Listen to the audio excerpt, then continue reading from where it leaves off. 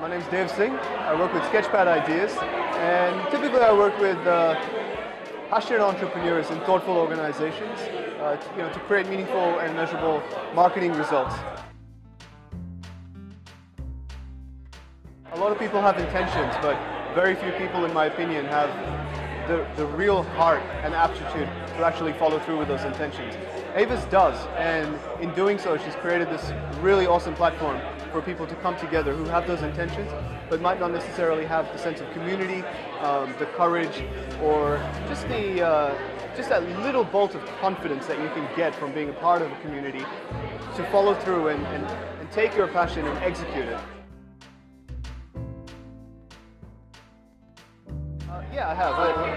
I mean, ultimately, as much as I like connecting people to the idea of business and strategy, the reason that I work with community organizations, social entrepreneurs, very passionate entrepreneurs who are very creative and passionate and emotional about what it is that they want to do, is because I believe these are the people who need that kind of framework and blueprint and strategy to take what they have so that they can have some confidence and courage to move forward and live the life that they want. Because really, the people who don't have that desire, they're quite happy being mediocre. And that's okay, I don't judge people for that either. But if you're someone who is not okay with being mediocre, then don't settle for it. Because that's really, I guess, a core message that I feel very compelled to share with the world. That there are lots and lots of different ways that you can step out of that mediocrity if it's in a way suffocating you in your life, and it does. It suffocates a lot of people. An entrepreneur or an organization who might be struggling with the particular problem of how do they take something that they're really, really passionate about and put it into a strategy that can actually get them results that they'll be able to measure the progress of. A lot of times people are very passionate about what they do, and there's a lot of emotion that goes into that. But the problem is that when you have so much emotion driving what you do, you can lose sight of strategy. Because strategy, I guess, it engages a different part of your brain.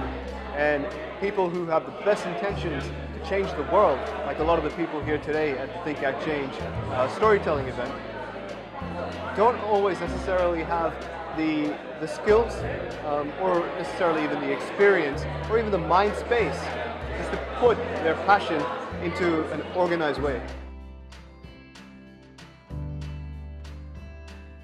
Yeah, absolutely. Look, I had a near-death experience, and it sounds almost cliche to say that as part of your story. Tell us the story. Well, the story is really that after I graduated from my undergraduate degree, which was in business and medical science, I went to medical school as a very natural progression towards becoming a doctor. And I made that decision because something in me said that I wanted to help people.